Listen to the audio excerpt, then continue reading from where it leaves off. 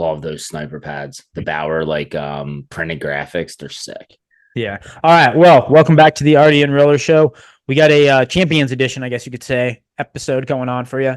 Ligue Elite champions Villeneuve took down Rattel last weekend in the best of 3 game series. We talked about it. We talked about like the preview of it last episode, but they won in 2 games, swept them, and man, what that last game was unreal. And Rethel's barn too, or Rattel's barn too. But first, we got the official Roller Dad on the pod again. The co-host and American. How's it going, buddy? It's going. It's roller season for sure. Life is busy as always. Everything's picking back up here, and we got some MyWa going on right now. We got a sick interview coming up. We were both completely wrong on our predictions for the Ligue Elite Championships, thinking that Rattel is going to kind of come back, and it's probably a surprise to a lot of people because they're such a strong squad, and we'll get into it with the boys here. But Villeneuve came out on top, so we said we got to get these boys on, and I guess we'll kind of say who we're interviewing. We have Austin Koss and Martin Fiala coming on, so we're going to be talking to them about their experience in France, and then obviously the championship run. So pumped for this one. I know you've talked to Austin a lot. I've talked to Fiala quite a bit, so it's good that we were able to snag them for this one. I feel like Fiala's like a long time coming. He won world championships with Czech. He's been all over in Italy, so it's it's definitely cool to get both of them on here and just share their experience of winning a league championship. Molina did it in the Spain league, and I know these teams met in the Euro championship, in the Euro leagues as well too, which, you can't deny who the 2 best teams are in Europe then. Yeah. But it's something to go through a whole season winning it. It's really cool. Winning tournaments, obviously, yes, that's amazing too. But when you're doing a deep run and then in playoffs, you're with those guys, 6 months out of the year. So it is very, rewarding at the end. So, I'm pumped. But first, we got MyWa going on over in Yaco, Spain. We got some Masters legends and veterans, the old guys. I guess you could say the old fellas. Don't get too mad at us for saying that. But yeah. And, it's what, 37s and over, 45 and over, and then I think it's 45s 50? And then it's 50s. Yep. So yeah, and there are I think little things where if you're turning 37 or if you're turning 38, so I think it's 37 turning 38, right? It could be. So for instance, I'm an 87, so next year would be my first year that I could play. So there are just like State Wars does, right, with their birth years, and ours does with their birth years, but it's a pretty sick event. We had Kyle Henderson from Team Canada send a little walkthrough, and the venue looked fucking awesome, to be honest with you. It looked really cool. So you're talking to Team Canada over there getting some. I know. Well, he's my boy. Hendo's my boy. I'd be remiss. You saw watch out. Your boy's talking to Team Canada getting some. I don't know what he's doing. Listen, he played tours with us last year, him and Herder. I know they're great guys. I mean, Connick's guy, right? Yeah, they're great guys. The Canadians are too good to us. They always help us out. From Jimmy Teed,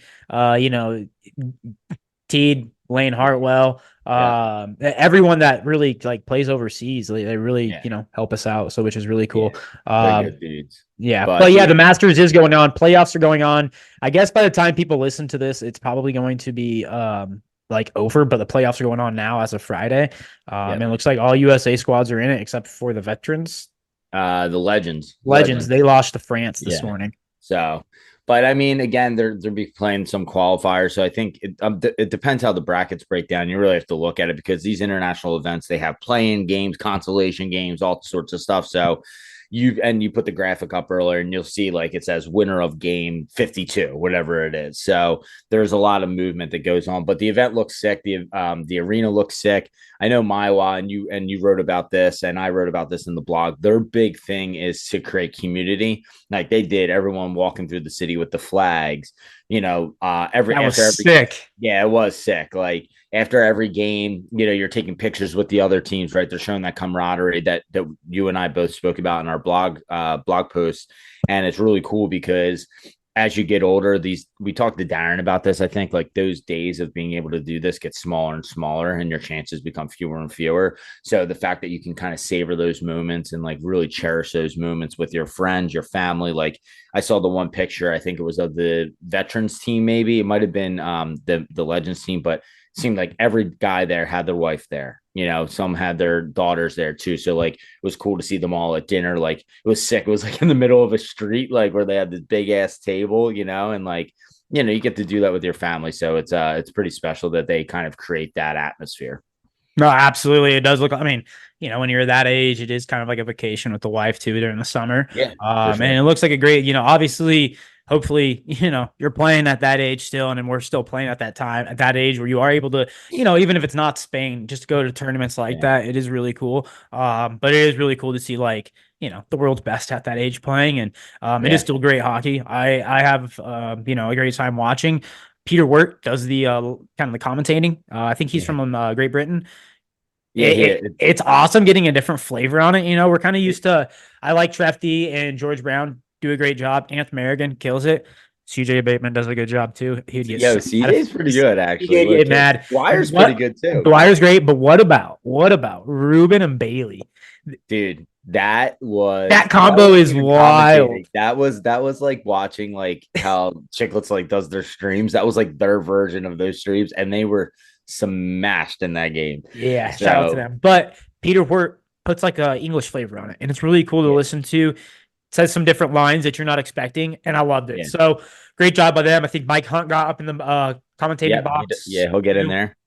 Great. Hammond does every once in a while. Yeah, very knowledgeable on the game, so really cool to see. Yeah.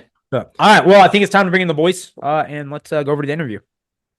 All right, guys, we're back with another edition of the RDN Roller Show, and we're going to bring you on two recent champions of the Ligue Elite. One player was the overtime hero in game one with a sick little backdoor banger, and then the other one had not one, not two, but 28 points and sellies in the playoffs. So welcome to the podcast, Mr. Austin Koss and Mr. Martin Fiala. Boys, first and foremost, congrats on taking down Rattel. How's it feel to be number one in France? It's amazing. Like I said last year, we lost all three finals: European Cup against Molina, we lost French Cup against Rattel, and Ligue Elite finals in Rattel against them. So it's finally awesome to win. To be honest, it's awesome. Yeah, I'm happy. I'm happy for the team because I know that they came up short last year, like 3 times in a Euro Cup, Ligue Elite, and French Cup. So I'm happy that I was kind of the maybe missing puzzle or something like that. Yeah. There you go. Yeah, you got to have that miss. You got to have that part to win. And Gabby had some points, and something. There we go. I mean, dude, you had 28 points in playoffs. Like you were on fire, knocking yourself over during your sellies the whole nine. So maybe you were that missing. I had like 2 sellies, but they recorded them. So I'm just playing over 2 sellies. I don't sell it. I mean, you do selly hard. So we were just talking before you guys came on about your guys' stashes and the post-celebration party. So what was like the party like, and what was like behind the stashes? Why'd you guys do the trucker stash? So after last year, our season ended, I did like the trucker stash. I'm like, I'm gonna do it again. And then Danny wanted to join me. So it was just us two kind of that did something fun with that. But yeah, we got back from Rattel like 2:30 a.m. Both minibuses. Our minibus had, I don't know, we picked up Carl in front of the Rattel rink, to the last guy to come in the minibus, and he comes out with 2 bottles of champagne. I'm like, where'd you get those from? And then our bus was rocking champagne, and the other one, or Martin could explain what it is kind of, but yeah, I mean, I'm pretty sure that you guys heard about Alpa, no? Alpa? Yeah, it's like a Czech stuff for like a massage. Okay, I haven't.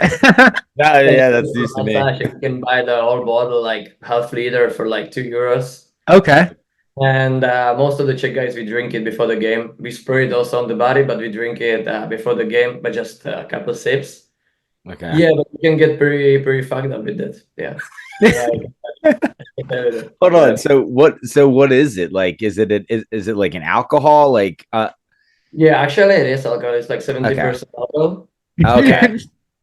a lot. It's a lot of alcohol. That's pretty heavy. Yeah, that's a lot. Normally the guy put it on the hands and then do you a massage, like for a physiotherapist and all this stuff. Okay. That's interesting. So, Rob, it kind of reminds me of like what a CBD like. Yeah, it's like a CBD. Yeah, gotcha. Okay. Yeah, kinda, but a little stronger. But I mean, when you play in ice on Czech, the coach is usually when you're like 7 to 9 years old, and there's too cold. He just give you the cube of sugar with like 2 drops of alpha. So I mean, we get used to.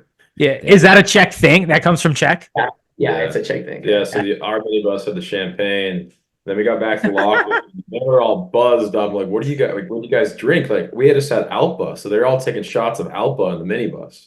Oh my gosh! I'm thankful I was in the champagne bus, but yeah, that's wild. So, when you guys get back and you guys do the stashes, did the whole team do it, or was it just like a select guys? It was just me and Danny. Okay. It was just me and Broadbeck.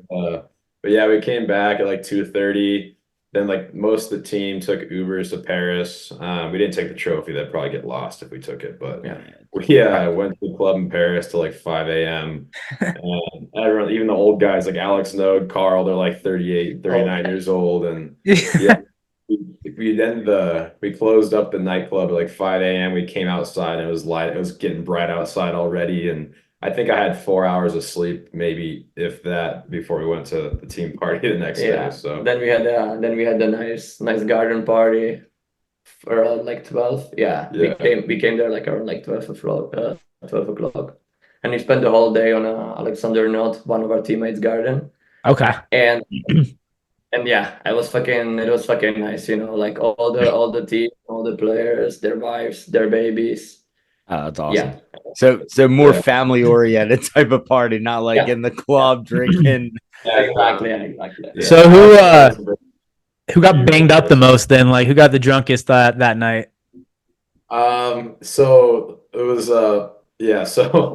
Carl was pretty drunk. Carl always, he's hilarious. Yeah, but he's drunk after like half a beer, so it's always like, he's a lightweight. Yeah. So we had Alex Node lives like an hour outside of Paris. So we left the nightclub and then Alex goes and Louis Allo. We're like, what are you doing? Where are you going? They're like, we're just gonna take an Uber with Alex to his house because we'll just wake up and we'll be there. And then they sent it was like 6 a.m., 7 a.m. and they sent us like Alex goes and Louis are just messed up, but they sent us in the team group chat like pictures and Alex Node's like garage gym lifting weights at like 6 a.m. Louis jumping on the trampoline and it's bright outside, and then throwing up and all that. Yeah, he's throwing up in his backyard. We had one of our teammates that didn't even make it to the team party because he like floats like 40. He never made it to that day because he was just yakking all Sunday. So man, damn, that's that's well deserved though. You know what? That's well deserved. Sweeping the championship, and going through, playing for zone too. I know they're probably the third best team, and it's not a hard team to beat either. And you guys definitely handled them that first game, which was like out of hand. Like I was just insane. And then just going to the championship, I think that confidence really helps you guys. So it was really awesome to watch you guys, just through the playoffs and everything through that. Thank you. Yeah, that first game, like, and Mati Matusek, his Czech buddy, the goalie for Vierzon, he's a great goalie. I don't know. I didn't expect 13-6, but, like, they're all a great team, too, like Frankie and Joey. But, like, we put up 6 on Mati, I think, in the first, 15 minutes or something. Yeah, he pulled himself. He just pulled himself, and I was like, wow, like, I didn't expect it to be like this. And then, thankfully, we kept scoring. And, it was a surprise, honestly, because they're a really good team. So, Yeah. The boys weren't going to be stopped, I guess. Yeah. I mean, to be honest, I was more afraid about Vierzon than Reto. Yeah. Wow, really? Yeah. I mean, Vierzon's got they have like a high powered offense, right? Like you mentioned, you got Frankie, Joey, you got John Sko, Pedersen. Like they have a pretty, skilled team, right? So it's funny because you look at, kind of your run, you guys are playing 2 of the best teams, right? And you guys handled them both pretty well. Was there anything in because we're talking about it, the Vierzon series, what was it? You guys just came out with those 6 goals in the first period. Were you guys just like we're not losing this game, because you guys have battles against them. Like, what was it that like just brought you to that next level? Because that was we talked about it on the podcast. Like, that was unbelievable. Me and Rob were both like shocked when we saw that score. We texted each other like, what the hell just happened? I don't know. I mean, this guy got like 3-4 goals a game all the playoffs, except the final game. I think he got 2. He didn't play too well. Yeah. But I don't know. Yeah, no, I don't know. For me, honestly, I think it was like the first game against Con. I feel like everyone just first game of playoffs, we won 7-2, I think it was, and I could just tell everyone was just more bought in. Yeah. Like the slow it down, bring it back. Like I don't know, we all just kind of played different, but we all just played for each other. Even like our guys on the bench that didn't play as much, like they were our biggest cheerleaders too, and you don't ever get that on teams. Sometimes they're quiet, and like I think Patel only has the only cheerleaders, right? Yeah, exactly. Yeah. Pom. Yeah, I don't know what it was. I know after we won game 1 against Con, I'm like, wow, like that was our best game, I think, of the season. And we play like this, like I think that you could see it on the trainings too. I mean, 2 weeks before the playoffs started, you could see on the training that everybody are like 100% focused for the trainings. And actually, Gigi, our coach, he did a good stuff with like watching the videos and watching the games from the opponent. So we were well prepared, that's for sure. And we just everybody listened and did the right stuff on the trainings, and then I think we just came up confident to the games. Yeah, and especially it really helped winning that first game in Beer Zone too. And it kind of was, I was telling Martin and Danny too, I'm like, we're going home, and I'm like, because Frankie and Joey are obviously one of the best players on Beer Zone. And I'm like, we have a big advantage because they've never played at our rink. They came the second week of the season, and we played against Beer Zone the first week. So our rink is one of the more smaller ones, I think, in the league. Like smallest. Yeah, smallest. And like even when I came last year, it was kind of weird for me to adjust playing in that rink because America's so big. So I'm like, that's an advantage for us because they've never been there. But yeah, like our team, Danny played incredible the whole time. Like, I mean, lights out. He's incredible goalie. So yeah, it was just a whole team effort, and everyone was bought in. So it was Yeah, I don't know. I think that the first game we just destroyed them inside, you know. I mean, if you win on OT like 5-4, or if you win like 6-4, it doesn't change anything. Like you got 1-0, but it's still a competition. But 13-6, it was I think it hurt them, you know. I mean, the guys like Joey, Delfino, or Peterson, or Frankie, they just knew that something is not going on in a good way for them, you know. And they just came for the second game like out of energy. Even like on the warm up, I saw them like shooting on Matty, like, yeah, whatever. It's a second game. Let's go. Kind of broke their confidence a little bit, it sounds like, you know, and that can be huge. Like, you know, even in tournaments, you know, you have one bad game, it can carry over the next game. And like, as much as you say, like, hey guys, we need to put it in the past, it still lingers like in everyone's brain, right? Yeah. So it's interesting you guys say that. It sounds like you guys just had kind of the vibes going, and just like you guys bought in as a team and kind of came together and were just like, we're not losing this fucking thing. We're winning this all. This is not the time. Like, we've lost, you talked about it, lost, you know, a couple championships in the past. Like, it's not happening this year. Yeah, I mean, everything happens for a reason too. I mean, especially losing last year, all 3 finals, like we all knew what we needed to do, and we knew we didn't want it to happen again. And I think personally, like, once we beat Beerzon on the semis, I knew we were going to win. Just like the mentality was there. Last year, I feel like the mentality might have been just like in the finals against Rattel. Like, we know they're a good team, but like I was saying the FMT interview before the game, like it's just a different confidence I think all of us had. We know, and we beat. I don't think we lost Rattel this year at all in 4 games. No, we are 4-0. Yeah, 4-0 with Rattel. Which Rattel is obviously always good. Not a big deal. Yeah, season sweep. But yeah, I think the mentality was definitely different. Martin came obviously this year and was a massive help to all of us.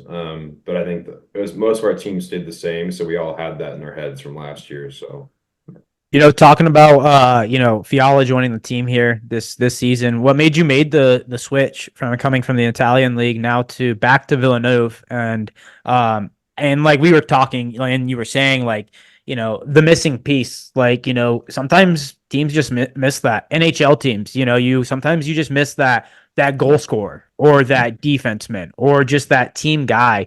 And, you've played around all those guys, but what made you come back to that team?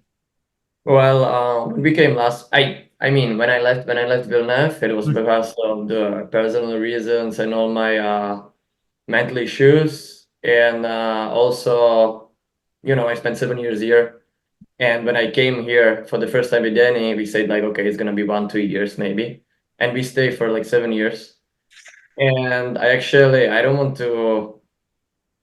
It maybe seems weird or something, but I want everything here. So I wanted to change, and I was talking with Gigi, our coach, and I was like, hey, I'm gonna come back for sure. I need some fresh air, try maybe different league, different country, and then I'm gonna come back. And then we came to play against them on the European Cup last year on Gran Canaria. And since first day, I was talking with Gigi, and he was like, "Yeah, come back, come back, come back." And the last day, we got pretty fucked up, and he just took. You were there, no, on the bar. Yeah. It always happens at the bar. Yeah. He just took a piece of paper from the waiter, napkin, and he was like, "Okay, give me the condition, and I'm gonna make it happen." And in that moment, I kind of knew that I'm gonna come back because I saw them like buzzing, having fun, be a real team. I don't want to say that we weren't a good team. We were amazing in Milano, but they were just like a family. And I knew a lot of players. And then Gabi started calling me, Carl Gabi. Glenn called me that he's gonna come back, and I met Austin there, and for sure the biggest part is Danny. We always want to play together with countrymen, yeah. Yeah, exactly. And we grew up together on ice, and then we left Czech to go to France together. So I mean, said like, hey, let's do it one more time. Yeah. I mean, I think you said something like really, important there too, just like a breath of fresh air, especially in hockey and any sport. Like you're in a different country for 7 years. Like, and like you said, like you have won everything. So like you want to test yourself. You're an athlete, you're a world-class athlete, you've won world championships. So why not, go see, in the Talent League, win something there. So I definitely think it's, definitely great advice too to other players that, might be afraid, to do that or might be afraid to jump out of their comfort zone. And I think you've been a well example of that, especially in the roller hockey, world. Yeah, I mean, maybe even if it doesn't work out, I mean, I don't want to say that for me it didn't work out. It was nice 2 years. We won 5 cups from 6 the 2 years. So it was pretty amazing. I met Hoji. I played with Corey.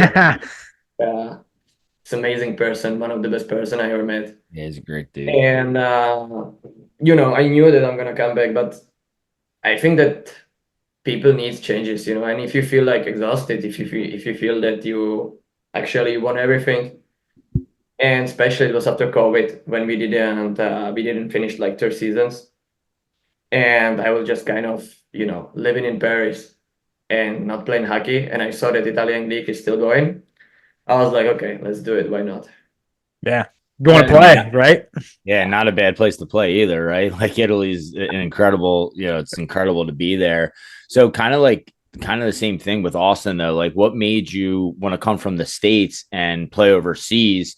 And I know you talked about some adjustments as far as like the rink size and everything like that, but was there like a lifestyle adjustment that you had to get used to as well? Like coming here, like just the culture and stuff. Yeah, culture, living, food, the whole nine.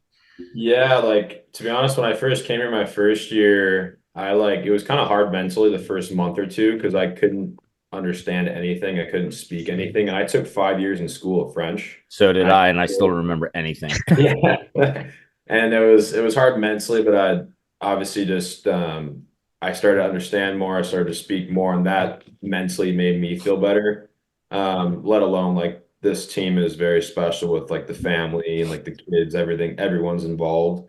I love the food. You get a top-notch hot baguette for €1. Like food's a lot better. But yeah, I mean, I really got to enjoy, and I'm playing junior hockey, like ice hockey in America, and college hockey. I got to live every state and stuff, but I always loved roller more, to be honest, my whole life, because I started roller when I was 6 and ice when I was like 10. So like even when I was playing in the null in America in juniors, I was like hurt a couple times. And my buddy Hayden Maxwell and like Luke Benavente, they were playing in guards back then. And I always just thought, I'm like, shoot, like I should just stop and just go to France. And that was like 5 years before I even came to France. Interesting. So I thought about it, but that's when Luke played out here then too, right? Yeah, they both Luke and Hayden Maxwell played for Garge together. Yeah, with Chase Edwards and Benjamin. Yeah. So I always knew about it. It was just more so like ice hockey, you can't, it's more serious, like, you know, playing college, like it's more of a priority than roller. But once I finished, I was like, and then financially things made sense, and I was just like, yeah, I want to do it. And I feel like this is my home now. That's awesome. I love it out here, and I speak decent French. Yeah. I guess is the best French speaker from American player I ever met. Really? Man, you know what? That's crazy. I mean, you've met probably a shit ton of roller players from America, you know, playing in France. So that's impressive. The problem with American players, and I don't want to be rude or to be mean to somebody, but they don't try. Yeah, I was gonna say I know Austin from talking to you like last summer. Like one, you take your work very seriously too, right? Because you're still working while you're over there, right? So you have that motivation to like stay involved and stay always doing something. So it makes sense that you took, you know, learning the language seriously, because I think the hardest thing with French is when they speak over there, it is so fast. And if you don't practice, like Martin's saying, if you don't practice and you don't try to progress in that, you're never going to understand anything, right? Like you can read it and it's whatever, but listening to it is so hard.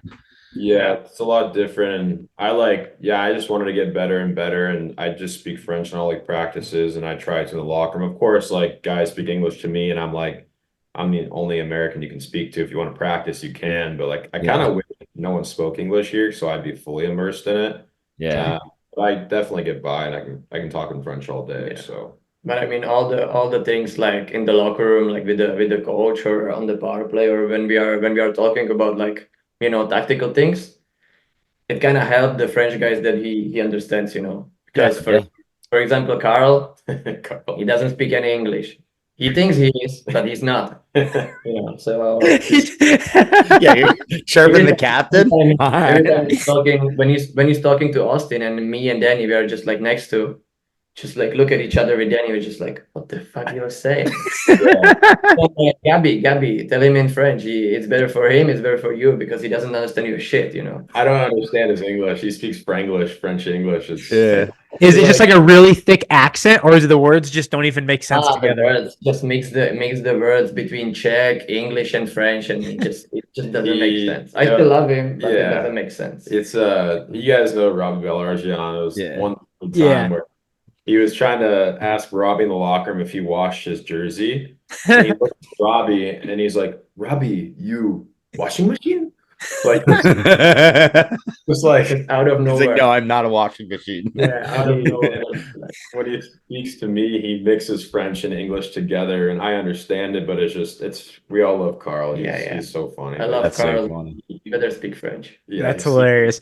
So, you know, now it's the season's over. Got the summer coming up. What are your guys' plans for the summer? Like roller wise, you guys going back home, or you know, whoever wants to take this one first?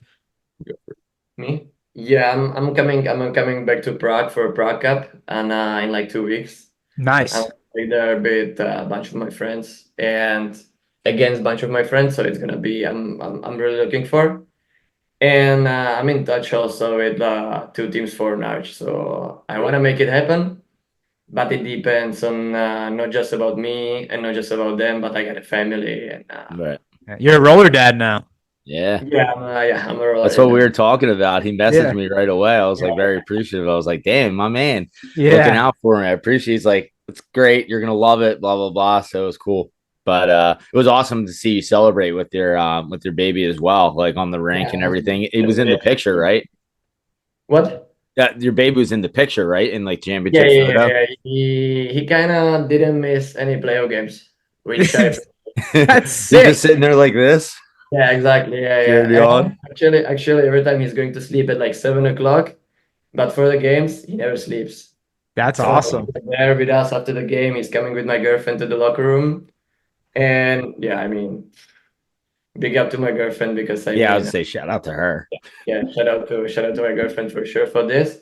But yeah, they went to Red Tail and they booked the hotel if we're gonna play the game 3.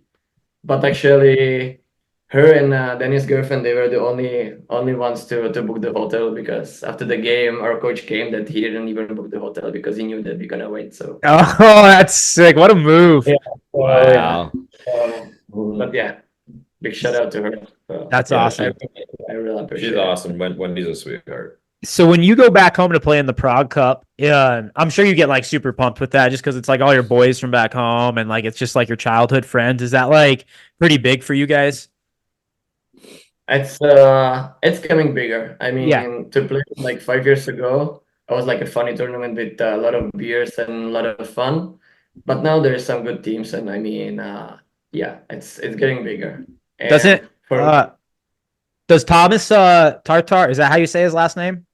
Tatar. The most. Tatar? Thomas Tatar, Yeah, he the- played. I don't know if he's playing this year, but he Okay. played. He played the tournament. Yeah. Are you doing IIHS at all? Because I know that they have like a bunch of the Czech guys played in that last year.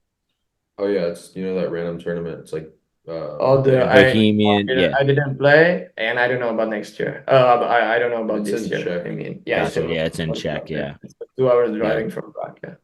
gotcha. And he's a also, busy but man now. You Yeah, I know, was he gonna got say- he has priorities. he's got the family. You just said Yeah. it. And Austin, what about you? Are we going to see you on the tile at all this summer, or? Yeah. I actually switched jobs so I could play more roller in the summer.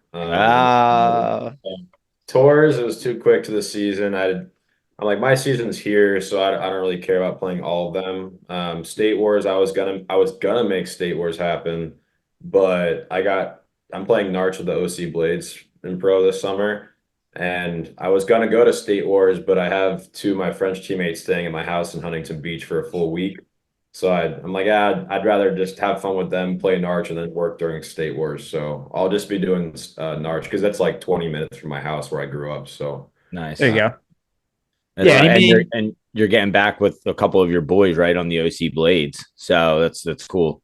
yeah, honestly, because I was just playing ice in COVID, and I didn't really start playing roller again until honestly I came to France. But yeah, I grew up playing with like the rink rat guys. Dan Maxwell was always my coach with juniors and stuff. I always played with Hayden, Luke Benavente, and then Skylar Hoare. The funny thing is my first ever roller hockey club was with the OC Blades when I was young. And Here I we stopped. go. Yeah, so at the Huntington Beach rink, it was like 2 minutes from my house. So I know all like those guys, the SoCal guys. But it'll be nice, honestly, to play for the pro team the first club I ever started with. So That's huge. that'll be cool. Yeah, huge shout out to Dan Maxwell, Skylar Hoare, and just all those guys bringing back the OC Blades. I remember younger, just the OC Blades were just a huge staple. I mean, they still are, but just like younger, they just had so many now NHL guys that played on them. So in America, it was like, the team to watch. I'm a 91, so watching like the 88s, I think it was, they were just like disgusting. And I was like, my God, these guys are unreal. So yeah, it's definitely cool. And you played with the Rink Rat team, right? Like a couple years ago at Pro? State Wars, yeah. I played, I think it was 2022. Okay. Yeah, I made it happen because I was working in Chicago and I just drove like 3-4 hours to State Wars. But yeah, I played with them too. But like I said, it's been besides State Wars 2022 and like playing in France, I haven't played roller much before just because of ice hockey and COVID and didn't really work out. But I'm honestly glad ice hockey's done. There you I go. can just play roller and because I've always enjoyed it more and just everything about it. So Yeah, and your team in that league takes it super serious. I mean, I know that league, like, from the outside, they take it so serious, and it's better than honestly some of like professional ice leagues here in the States. Like, they're very serious about it. Everyone has a live stream. Like, you can't even find ECHL game live streams in United States. You have to go like to onhockey.tv, but even then it sucks. So you can go straight to YouTube. So it is kind of sick. Like, your guys' league takes it very serious, and you're just talking to your coach. Like, you guys get paid. You're professional athletes. So that's what's like even cooler about it. yeah, we're very thankful because I had a couple of Americans that played like in the second league for ice hockey in France, and I'm like just talking about life and stuff and money, and they kind of get paid similar to what we do, but we're playing roller. Yeah. So And theirs is way more demanding, right? Like Uh, the ice league's probably way more demanding. oh yeah, exactly. Like we practice like 2 mandatory practices a week, 1 game. We got couple other skates. I'm we skate every day besides Wednesday and Sunday probably. But if you don't want, you don't have to. Skate like Tuesday, Thursday, and you can play Saturday. Okay. But yeah, we skate on Monday and Friday. Okay. Do you guys so question for both of you guys. Who do you think sellies harder between the two of you? Like who celebrates harder after a goal? I know Koss, you go pretty hard. Fiala, I mean, you like knock yourself down when you're selling. So who celebrates the hardest, you think, out of you two? Me. Yeah. I mean, I feel like I've just celebrated hard like in like the French Cup games or like the finals, like Ligue Elite finals. Yeah, I like that. Yeah. I like the ones that more like emotionally or like there. But he always every goal he score, he like there's a kiss and he points right to the camera every Is that who you? I was wondering if you're pointing it to the camera or because sometimes the camera's looking a different way, or if you're pointing it to a different bench. No, it's for my girlfriend and for my baby. Because the one was funny. You did it like now they bigger, so they are coming for the game, so I can point it to them. But yeah, this with Rattel, I get a little bit emotional and I jump on the boards right in front of them.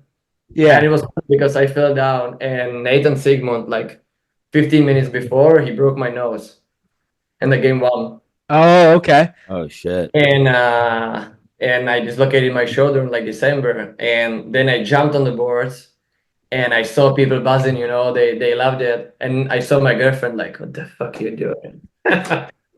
Did you? I sent Rob the picture. Yeah, I got it. Yeah, I'm gonna have to post it with this. You're on the floor. You're just like laying it. That was a great picture. But yeah, that was after the celly. But no, yeah, it was a nice picture. What is it like? I know Sigmund was on your team a couple of years ago, right, with Villeneuve? Yeah. What is it like playing against a player like that both of you guys have played against each other in Ligue Elite, World Championship stages for USA and Czech, but what is it like playing against someone like that in this type of league where it's completely different than the World Championships? I mean, I always love the battles against Nathan because I played with him. I played against him for like 7 years ago until like 5 years ago. Then 3 years we lived and we played together. We won championship together. We celebrated together, and then he moved to Vicenza, to Italy, and I moved to Milano. And to be honest, in Italy there's like 2 teams, there's like Vicenza and Milano. So past 2 years it was a nice battle between me and Nathan. And I signed in Villeneuve. I was like, yeah, I'm gonna get rid of Nathan. Here we go again. But no, it's a nice battle. And obviously I lived with him 3 years, so I know him pretty well, and I can say that we are close friends. So I love the battles against him, but I love more to play with him for sure. I mean, yeah, he's the GOAT. Yeah, exactly. It's so funny because he just is so like patient and calm in every scenario, whether he's driving to the net, whether he's making the breakout, starting the breakout, and like the last guy back, whatever it is, he's just so calm with the puck. And it probably makes it a nightmare playing against him, like, especially on those small rinks, because he can like pivot, stop, turn like on a dime and like make you look pretty silly, like if you bite the wrong way. It's unreal. Yeah, he definitely is like the quarterback of whatever line he's on. And honestly, I think this year is the first time I ever played against him, to be honest. But yeah, he's so strong. I mean, I don't have to say anything. He controls that line. I said it in the locker room in the game too when we were 0-0, and I came to the locker room and I was like, just boys, Nathan is playing man-to-man against me and he's just skating all over with me. So you guys just play 3-on-3. Yeah, just play 3-on-3. So I'm not gonna see the puck. Yeah. Because to be honest, look, the first 25 minutes, I saw the puck like 3 times. And when he has the puck, I just wanna change. I don't wanna be there with him. No. I mean, when he has the puck, I'm trying to change as fast as possible because I know my defensive skills. So I'm like, no, I'm better keep me out of it. His stick's like 6 feet long too. His stick's like the longest stick I've ever seen. I'm like, dude, what? Like, you can reach across the rink in Villeneuve because it's such a short rink. But yeah, I saw taller. Actually, Nathan's girlfriend, she is like a head smaller than Nathan, but she has a Nathan stick, so it looks huge. It's too good. The only one player I saw with that tall stick. That's too funny. That's awesome. That's awesome. So last question, wrapping this up for both of you guys. Molina won the the European Championship, and they won the Spain Championship. After you guys winning, your French League Championship, would you guys obviously you guys want to replay them and play for the European Championship, but do you think it would be a different a lot different game now? Like compared to last year, Gran Canaria? Yeah. I do. I mean, they're obviously a really good team. We were gonna go to Euro Cup, but we just kind of fell through last minute, our team. I really do want to play them. Last year, I was injured. I didn't play a game in Gran Canaria. Danny Brabeck wasn't even there. Yeah. He didn't have Middleton.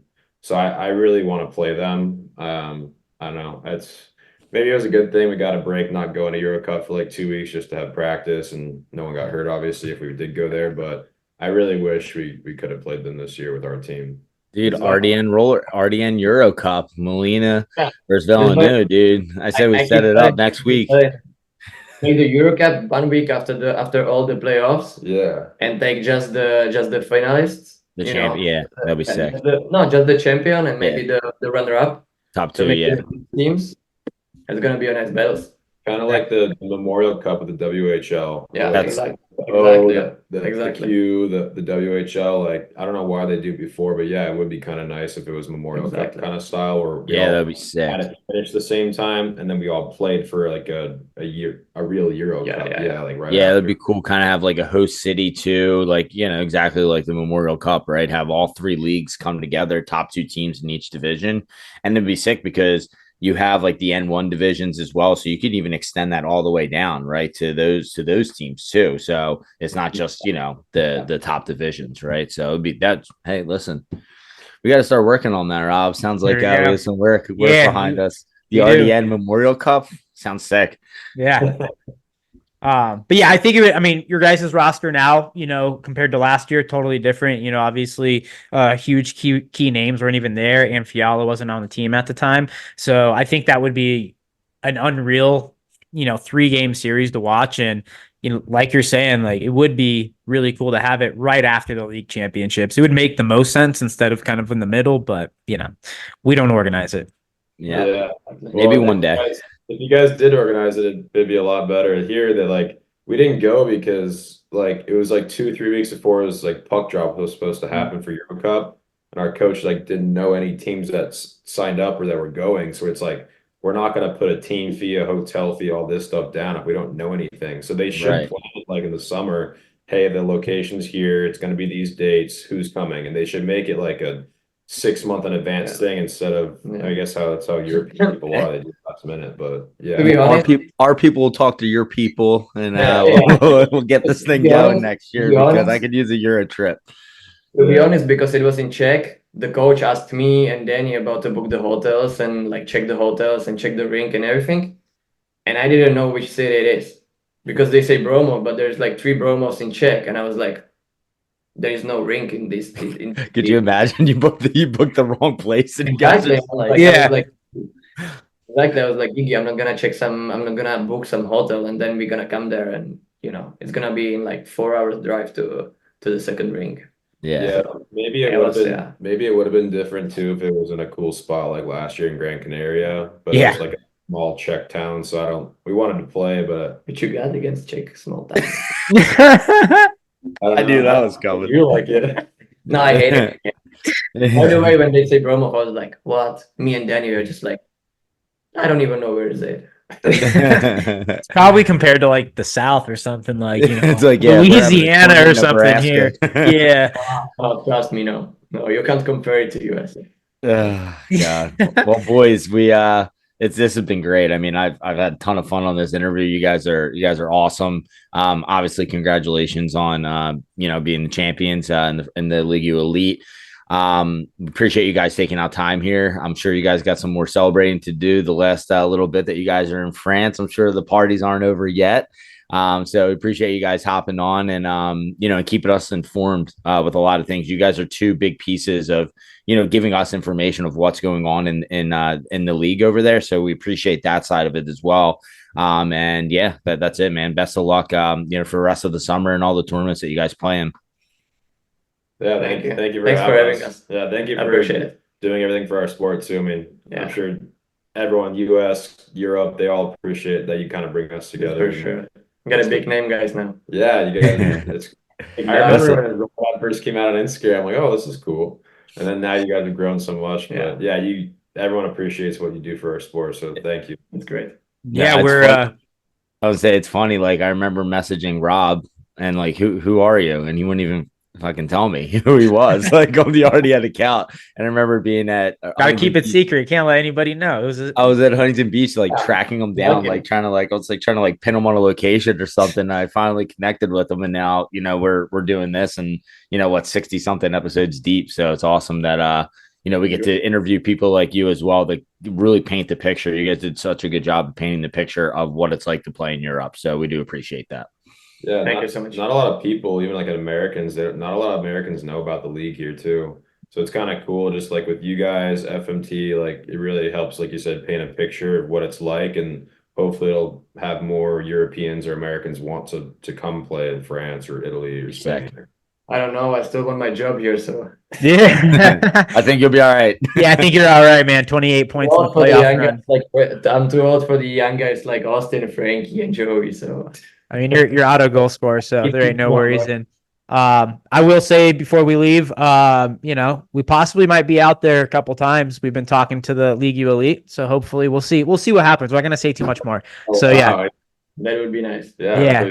Check up next year. That'd be sweet. Yeah. Well, thank you guys again. We'll see you guys in the next episode. Appreciate it, guys. Thank you. Hey guys. See ya.